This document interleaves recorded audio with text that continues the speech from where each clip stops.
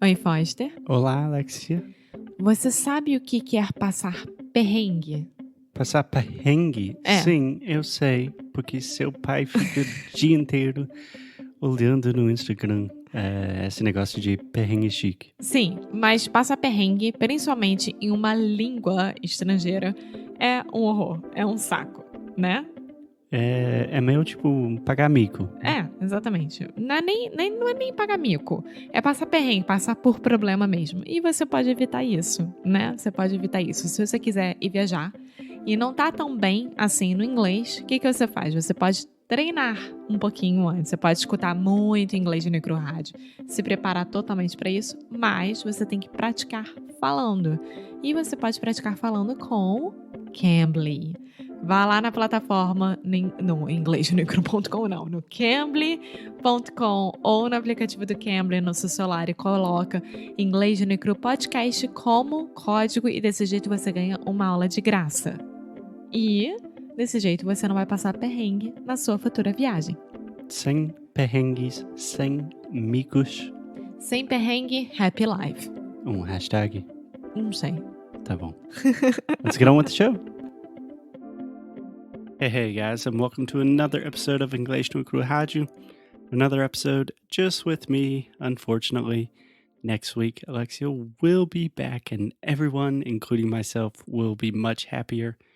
But for today, we are going to continue talking about the state of education and English teaching in Brazil, and specifically focus on some certain points from this article that we have been talking about.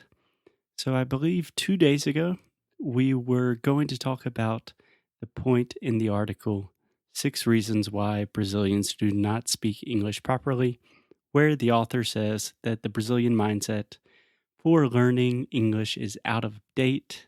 But at the end of the day, I just kind of talked about the difference between learning and consuming information because I think it's a very important concept. It's important to understand the educational system. In general, the Brazilian system for teaching English gives you a lot of information about grammar, vocabulary, etc., but it really doesn't help you learn that much. So instead of talking about the complaints, let's think about what is a better solution. So in the article, the author says, speaking should be the priority in learning any language. Grammar should be learned almost by accident. Many teachers question this statement. It is more important to be understood than speaking in a grammatically correct tongue. It is also important to understand when spoken in this tongue, so listening exercises are equally as important. In the current mindset of teaching English in Brazil, these goals will be difficult to reach. Teaching English in Brazil does not favor the student, but it does favor the language center. So, these are some pretty harsh words. These are definitely fighting words, and I have a lot to say about them. First of all, I completely agree that at least 80%, that's an approximation, but let's say more or less 80% of the focus in language schools should be on speaking and listening. On one hand, I think that is the goal for most students to really speak English, so we should focus on that. Every now and then, I have a student that really needs to improve a very specific area of their English, like writing for an exam, or a student that wants to improve their reading to read academic text or something like that. But I would say 98% of my students want to just speak English, understand English speakers, travel the world, meet people, make friends, have better opportunities, etc., etc. So I think an easy way to fix that problem is to focus almost exclusively on speaking and listening, especially in the beginning of the process. So the author also said that teaching English in Brazil does not favor the student, but it does favor the language center.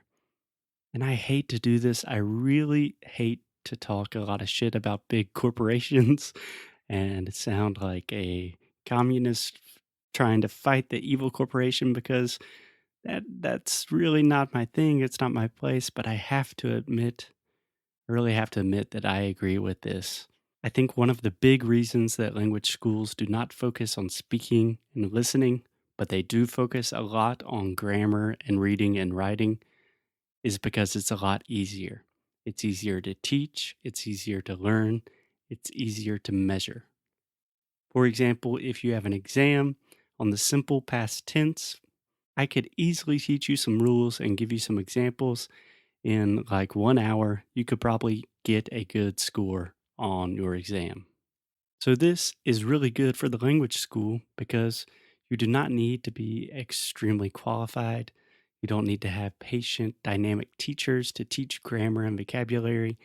And it's very good for the language school because they can say, look, 90% of our students have an advanced level of English after only 6 months, Selah, or something crazy like that.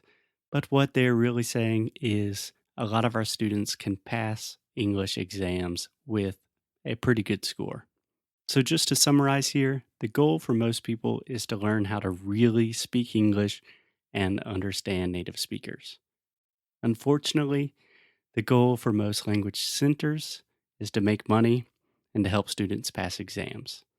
So, probably they're not helping you with your personal goal. So, in the next episode, I will talk a little bit more about traditional English schools in Brazil, and then I will stop being negative because I hate to be negative. I want to be positive and optimistic, and we'll start talking about solutions, what I think the future of English in Brazil will look like, and just think about better ways to study and learn English and learn all sorts of different things. But until then, I really encourage you to think about, what is your goal for learning English? Why are you doing this? Why are you investing time and money into this process? And then think about, what are the things you are doing to truly achieve this goal? Are they helping, or are they just kind of going through the motions and going through the process? And I promise this little thought experiment will really help you clarify your goals and what you need to change to start speaking English more fluently. So that's it for today, dudes and dudettes. I will see you tomorrow. Ciao. Oi, pessoal! Muito obrigada por ter escutado mais um episódio do Inglês no Microrádio. A gente fica muito, muito feliz quando vocês estão aqui conosco. E você que quer continuar recebendo novidades e recebendo recursos grátis, vai lá no nosso site e você vai encontrar tudo isso. Além disso, você vai saber quando que Sound School vai abrir para se tornar nosso aluno do melhor curso de inglês online que existe nesse mundão. Então é isso. Muito obrigada de novo por fazer parte da família Inglês no Microrádio e te espero no próximo episódio.